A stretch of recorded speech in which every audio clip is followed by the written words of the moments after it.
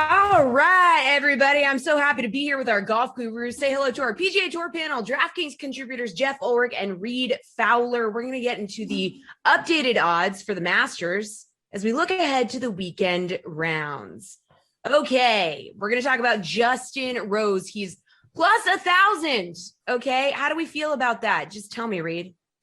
Yeah, he's retraced a little bit. So he's brought a lot of guys, a lot of the field back. And I know Geoff shaking his head and nodding in approval because there are some bets that I saw that he placed via his Twitter. And so please go check that out because there's some good names. I agree with some of them that he put on there. But yeah, I mean, Justin Rose, we saw he didn't do this exact stuff leading up until his 9 under run through 12 holes. But he's bringing back the field, which is what we want to see. If you have Rose tickets, you're kind of clenching a little bit, but don't worry, it's still early. I think that this course is going to be difficult, and so the guys that are playing right now on the course is what we saw yesterday. That the morning wave it was a little bit more advantageous. Maybe guys like Bryson can get back into good graces, but he's also struggling. But Justin Rose, he's fighting some stuff right now. All right, Geoff, what do you think about this guy? Yeah, I'm not shocked. I'm not shocked he's come back to the field. I'm not really interested in betting Justin Rose, even at plus, even though he's back to like whatever, plus 1,000, double digits, so you want to call it. There's just too many people behind him here. I mean, we can just go down the board here, but I mean, you've got guys, Hideki, Rahm, Reid, Webb Simpson. These guys are all within like 4 shots now. I mean, this is tight as we speak. And I'm not betting a Justin Rose, who legitimately has had trouble just making cuts on the PGA coming in, to all of a sudden just dust these guys over 2 rounds on the weekend. Justin Rose is like a pure fade here. Again, not really shocked that he's coming back because it does just feel like Thursday's round was just kind of an anomaly at this point. Oh, Geoff, you were a little worried though that my Justin Rose call was going to dwarf all of your calls because he was great yesterday. Your Justin Rose call was great because even if he doesn't win, for fantasy purposes, it's probably going to turn out very well at 7,200 or whatever he was. So kudos to Reid. Yeah, great. Good job. A blind squirrel finds Okay, we'll clap it out for Reid. Okay. Geoff, Jordan Spieth, though, he was one of the favorites before the tourney, opening up at plus 1150. He now sits at plus 550. How do you feel about this guy?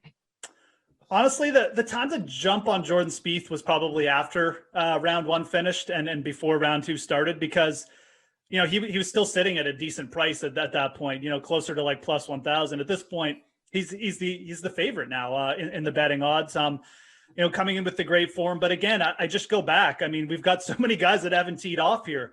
I mean, Rahm, Hideki, Reid is up there. These guys are at way better odds, and you have to look. I mean, am I getting better value to take a shot on guys who are a few back? Yeah, Jordan Spieth's out there. He's 1 under par. He's only 2 back right now, but these guys, half of these guys I mentioned haven't even teed off, and they're at double or more the odds of Jordan Spieth. So their only knock against them is some of these guys just don't have a green jacket, although in Patrick Reed's case, he does. So for me, Spieth isn't really where I'd be targeting him. Again, if you missed out and didn't target him last night, that's fine, but just realize like there's way better value down the board. I think you can go all the way down even into the plus 2 range, like with guys like Xander Schauffele. So for me, Spieth is is just not really long enough to target at this point.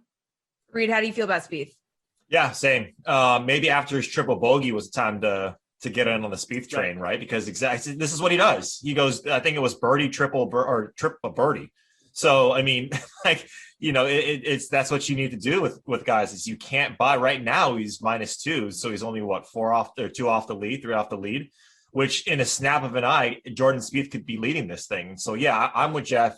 He mentioned Xander, Rahm. These guys are at even. Finau's at even.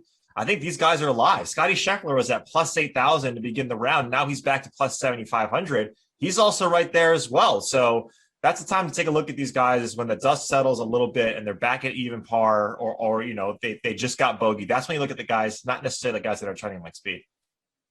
All right, well, Reid, a returning Brooks Koepka, opened at plus 2,800 after a first round 74, found him 9 shots back of the lead. His odds now sit at plus 4,000. Like, do you want to jump on Koepka here? What's up?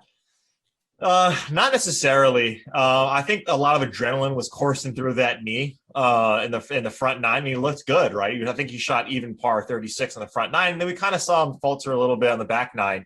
I just want to see what it's like. I want to see what, like, if I can see that he's in form and he's getting back to it and he's not limping or he's just fine, and he probably won't even limp. He probably won't even show us that.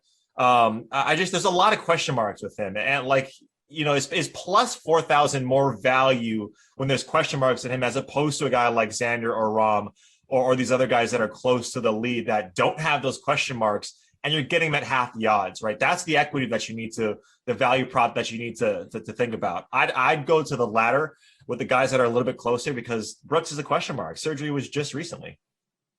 All right, Geoff, what do you think? It's pretty tempting, to be honest. Rose is just coming back so much so quickly. I mean, Brooks is now within 6, right? I mean, just before he even teed off the round. So this is a guy who just competes in like every single major. But again, to Reid's point, like not only does he have the knee issue, but he's got to go through like 10, 12 elite players here, that are in front of him now starting the round. It just feels like too big an ask. So I think the odds are where you kind of want it. But again, I look at this range too. Like Siwoo Kim is 3 shots in front of Brooks Koepka. He hasn't teed off yet, and he's the same price. I think Siwoo Kim, who's already won on the year, is like a better bet. So again, you always got to ask who else is in this range. Is there a better option? For me, Siwoo Kim is the better option. Clearly, I think he's definitely capable of winning a major. And again, Brooks, it could happen, I guess, but I just feel like this is just going to be a week where if he gets himself over to the weekend, even just gets in contention a little bit, he'll be happy. I'm sure he'll say something different, but yeah, not quite long enough for me. It's a little bit more, it's tempting though. Yeah. All right, guys, first-time players don't typically do well at Augusta, but no one told Will Zalatoris that, all right? The 24-year-old shot a 70 on Thursday, finished at under 2. His odds to win now sit at plus 3,300. Geoff, are you backing Zalatoris here?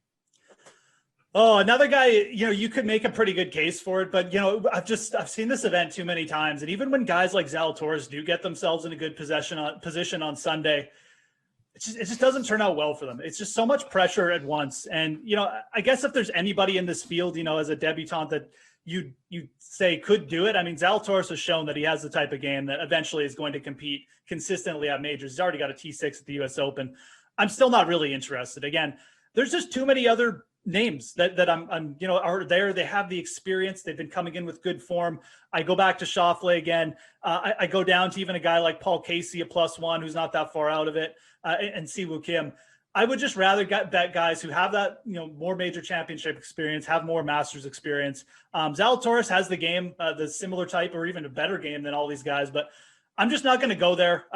Maybe Reid's got a different take, but I'll ride the trends that just say that, the guys who are playing Augusta for their first time, they're just generally not good bets here. Reid, do you have a different opinion or do you side with Geoff? Yeah, I'm siding with Geoff. He's a great player, Zalatoris. I mean, he's shown it. He showed us what he did at the U.S. Open. And so he has a game to play in these big fields. But Masters and Augusta is different. I'm with Geoff here. Webb Simpson, we forgot to mention him as well. He's right there on the lead. All right, guys, real quick, what's your favorite bet right now on the Masters as we continue through round 2 and we head into the weekend? Reid, where are you going? Yeah, I think Webb Simpson, I just mentioned, is at plus 1,600. I know if you didn't get it at the very beginning of a pre-tournament, which was at plus 4,500, you're kind of, knocking your head against the wall a little bit because Webb Simpson is right there and the course gets tough. I like his chances. I think Jon Rahm, too, at plus 1,200. It's a little bit of a drift of where he started, but he's at even par. I think Justin Rose is allowing all of these guys to get back into the field.